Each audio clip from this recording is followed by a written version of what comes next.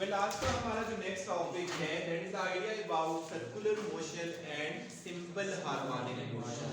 हम देखना चाहते हैं क्या circular motion simple harmonic motion है या नहीं। कहा जाता है कि गैलीलियो प्लूटो को स्टडी कर रहा था और प्लूटो की वैसे तो हमें जनरली पता है कि उसकी motion around the solar system या अराउंड द सन इस तरह से है कि वो just like elliptical or circular orbit बना रहा है, लेकिन क्योंकि जो गैलीलियो की पोजीशन थी और जो प्लूटो की मोशन थी वो उसको ऐसे फील हो रहा था कि जैसे प्लूटो लाइक इस तरह से मूव कर रहा हो, और ऐसे कि जब ये एक्सट्रीम पोजीशन पे जाता था तो ये स्लो डाउन हो जाता था, मेन पोजीशन के पास आते हुए तेज हो जाता था। तो वहां से फर्दर स्टडीज करने के बाद आइडिया ये हुआ कि सर्कुलर मोशन खुद तो सिंपल हार्मोनिक मोशन नहीं है, लेकिन सर्कुलर मोशन का जो प्रोजेक्शन बनता है अलोंग एक्स एक्सिस और अलोंग वाई एक्सिस वो सिंपल हार्मोनिक ऑसिलेटर होता है।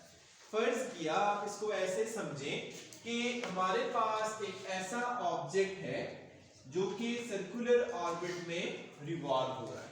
जैसे फॉर एग्जांपल आप लोगों के पॉइंट ऑफ व्यू से मैं देखूं, मैं इस ऑब्जेक्ट को ये गोल दायरे में ऐसे घुमा रहा हूं। अब मैं इसको ऐसे भी घुमाऊं तो ये गोल दायरा ही है, लेकिन जब इस गोल सर्कल का प्रोजेक्शन सामने स्क्रीन पे पड़ेगा तो आपको ऐसे लगेगा कि अप एंड डाउन मूव कर रहा है, और यहां से प्रोजेक्शन स्लो डाउन हो जाएगा, इधर आके तेज हो जाएगा। तो हम ये करना चाह रहे हैं कि अलोंग एक्स एक्सिस और अलोंग वाई एक्सिस एक मूविंग ऑब्जेक्ट का प्रोजेक्शन लेते हैं। फर्ज किया मैं कहता हूं हमने प्रोजेक्शन लेना है अलोंग एक्स एक्सिस, तो जो ऑब्जेक्ट है वो इस सर्कुलर ऑर्बिट में रिवॉल्व कर रहा है।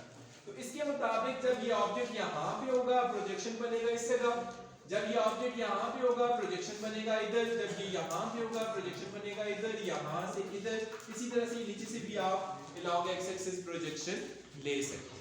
अब इस प्रोजेक्शन को जब हम डिस्कस करना चाह रहे हैं तो फर्ज किया बॉडी की पोजीशन यहाँ पे हो एट पॉइंट P, मतलब एक ऐसा पॉइंट P है जहां पर ऑब्जेक्ट मौजूद हो और ये इसका ओरिजिन है। तो ओरिजिन के मुताबिक अगर आप चेक करें, लाइन जा रही है यहां से, ये रेडियल लाइन है, और यहां पे अगर मैं एंगल थीटा ये वाला ले लूं उसके मुताबिक ये आपकी ट्राइंगल बनेगी, क्योंकि ये हमने परपेंडिकुलर ड्रॉप किया हुआ है। तो अगर मैं इसको सेंट्रीपिटल एक्सेलरेशन का नाम दूं, क्योंकि object along circular path revolve कर रहा है, तो सर्कुलर पाथ पे जब भी ऑब्जेक्ट रिवॉल्व करेगा इसका सेंट्रीपिटल एक्सेलरेशन हमेशा along the centre of circle होता है। So centripetal acceleration is directed from point P to O। और अब इस सेंट्रीपिटल एक्सेलरेशन के कंपोनेंट्स देखें, दो कंपोनेंट बनेंगे। एक सेंट्रीपिटल एक्सेलरेशन का x कंपोनेंट होगा, एक सेंट्रीपिटल एक्सेलरेशन का y कंपोनेंट होगा। जो अलोंग x एक्सिस है वो ax है, जो अलोंग y एक्सिस है वो ay है।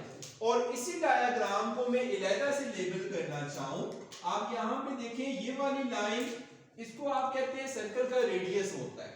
सो ये r से रिप्रेजेंट होता है। आपका एंगल थीटा ये है, ये इसका x कंपोनेंट होता है, ये आपके पास y कंपोनेंट होता है। तो अब आप इसको r, x और y की फॉर्म में भी लिख सकते हैं, और इसको ac, ax और ay की फॉर्म में भी लिख सकते हैं। सबसे पहली बात ये है कि हमने कहा हम प्रोजेक्शन ले रहे थे अलोंग x एक्सिस, तो अगर अलोंग x एक्सिस प्रोजेक्शन ले रहे हैं तो हम ax को फाइंड करना चाहते हैं इन टर्म्स ऑफ ac। तो पहली बात ये है, आपने कहा था अगर एक वेक्टर f हो, इसके दो कंपोनेंट आपने बनाए थे, अगर ये थीटा होगा ये fx होता है और ये fy होता है। fx को आपने कहा था f टाइम्स cos थीटा होता है, याद है सबको? तो यहां पे देखें ax किसके बराबर होना चाहिए, ac टाइम्स cos थीटा। तो स्टार्ट हम यहां से लेते हैं कि हमने एक्सेलरेशन का x कंपोनेंट लिया, ये डायग्राम के मुताबिक ये बन रहा है ac times cos of theta. ये आपकी इक्वेशन नंबर 1 है, जो कि सर्कुलर मोशन के लिए हम लोग इस डायग्राम से, इस फिगर से लेके आ रहे हैं। क्लियर हो गया? Yes sir. अब जरा बात करते हैं सेंट्रीपिटल एक्सेलरेशन किसके बराबर होता है। हमने अभी सेंट्रीपिटल एक्सेलरेशन का कोई रिजल्ट निकालना है और cos थीटा का, और उन दोनों रिजल्ट्स को इक्वेशन नंबर 1 में सब्स्टिट्यूट करके फर्दर सॉल्व करेंगे। तो सेंट्रीपिटल एक्सेलरेशन को आपने डिफाइन किया था, acceleration that is always directed towards the center of circle is called centripetal acceleration, and it is represented by v square divided by r, जिसमें v velocity है, r radius है, और v को आप लिखते होते हैं v equals to r omega circular motion में। तो जब आप v की जगह r ओमेगा लिखेंगे, ये रिजल्ट बन जाएगा r ओमेगा, हमने v की जगह लिखा, इसका square divided by r। Further अगर मैं इसको सॉल्व करूं तो ये बनेगा r square omega square divided by r। r cancels out with r, so it will become r omega का square. So it means that हमारे पास जो नेक्स्ट रिजल्ट आया वो सेंट्रीपिटल एक्सेलरेशन के लिए आ गया, और इसको आप लिख सकते हैं r ओमेगा का स्क्वायर। लेट्स से ये आपकी इक्वेशन नंबर 2 बन गई। लाइक इक्वेशन नंबर 1 में हमने क्या लिखा था, ax फाइंड किया था in terms of ac and cos theta. अब ac हमने फाइंड कर लिया है, that is equal to r omega square. अब हम cos थीटा फाइंड करते हैं इस डायग्राम से, लेकिन इन terms of like distance x y और r। तो जब आपने ये तो ac ax ay की फॉर्म में लिखा था, इसका नाम है रेडियस r। लाइक यहाँ पे अगर आप डिस्टेंसेस की बात करें, इसको आप r कहते हैं, इसे आप x कहते हैं, इसे आप y कहते हैं। cos थीटा आपने लिखा हुआ है, cos theta is always equal to base divided by hypotenuse. इधर बेस होता है x, क्योंकि ये थीटा के एडजेसेंट है, हाइपोटेन्यूज क्या है, r है। तो यहां से हम लिख सकते हैं, from the figure we have, तो जो हमारे पास रिजल्ट बनेगा वो कुछ इस तरह से बनेगा, cos theta is equal to base divided by hypotenuse, और बेस को आपने यहां पे नाम दिया हुआ है x का, हाइपोटेन्यूज को नाम दिया हुआ है r। तो यहां से हम लिख सकते हैं कि हमारे पास cos थीटा बन गया x डिवाइडेड बाय r। इससे मैं नाम दे देता हूं इक्वेशन नंबर 3 का। सो इक्वेशन नंबर 1 में जो हमने ac और cos थीटा लिखे थे, ac हमने इक्वेशन नंबर 2 में r ओमेगा स्क्वायर लिख दिया, और cos थीटा इक्वेशन नंबर 1 वाला इक्वेशन 3 में हमने x बाय r लिख दिया। मतलब हमें ac की वैल्यू भी पता चल गई, हमें cos थीटा की वैल्यू भी पता चल गई। अब इन दोनों वैल्यूज को उठा के हमने सब्स्टिट्यूट कर देना है इक्वेशन नंबर 1 में। तो जब हमने इक्वेशन नंबर 1 में पुट किया, putting equation number 2 and 3 in equation number 1, तो हमारे पास जो रिजल्ट बनेगा वो कुछ इस तरह से लगेगा, ax equals to ac times cos theta. अब ax equals to ac की जगह लिख दिया आपने r ओमेगा का स्क्वायर, और cos थीटा की जगह आपने लिख दिया x डिवाइडेड बाय r। अब यहां से अगर आप इस इक्वेशन को चेक करें तो r cancels out with r, so ax like acceleration का x component is equal to omega square x होगा। और यहां पे मैं एक माइनस साइन लगा देता हूं। नॉर्मली हमें पता है कि जब हम वेक्टर f लेते होते हैं, that is always directed outwards, मतलब ये वेक्टर आउटवर्ड्स होता है ना। यहां पे आपका ac वेक्टर किधर आ रहा है, इनवर्ड्स आ रहा है, तो क्योंकि इसकी डायरेक्शन नॉर्मल f के अपोजिट है, इस वजह से हमने माइनस साइन लगा दिया कि ये नेगेटिव है।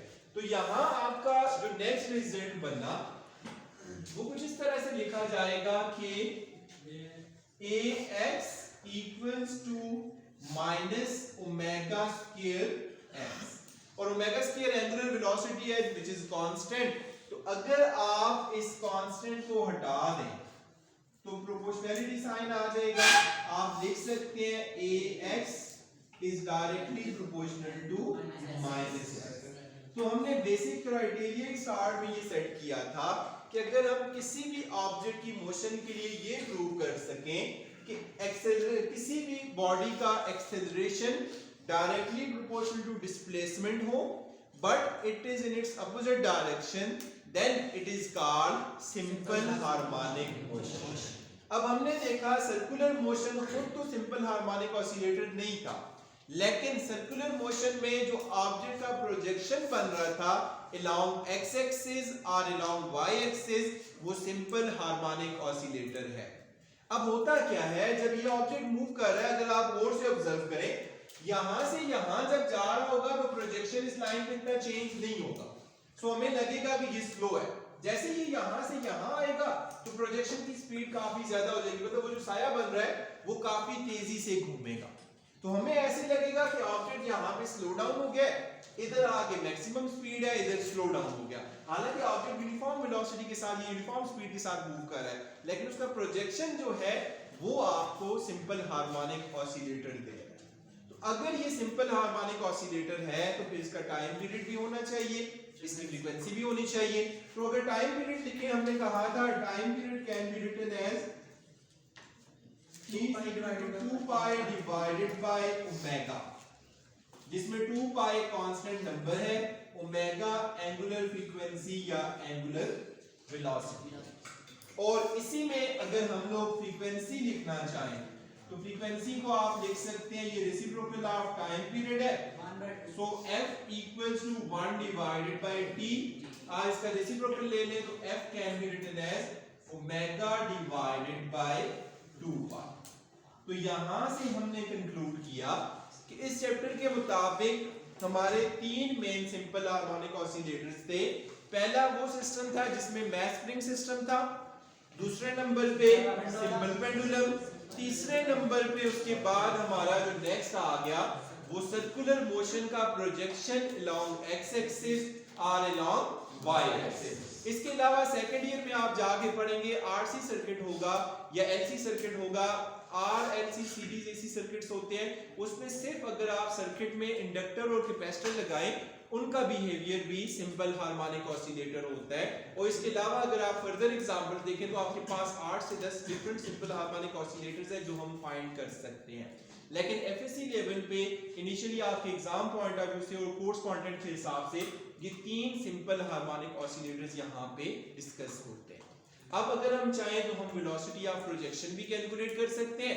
ये जो प्रोजेक्शन मूव कर रहा है उसकी वेलोसिटी कैसे कैलकुलेट करेंगे वो नेक्स्ट क्लास में हम कैलकुलेट करेंगे और देखेंगे क्या वो एक्सट्रीम पोजीशन पे 0 और मेन पोजीशन पे मैक्सिमम होती है या नहीं होती। और इसके अलावा आपके माइंड में कोई क्वेश्चन हो तो आप लोग पूछ सकते हैं, 1 बाय 1 इसे डिस्कस करते हैं ताकि आपके माइंड में जो भी कंफ्यूजन है वो कवर हो जाए।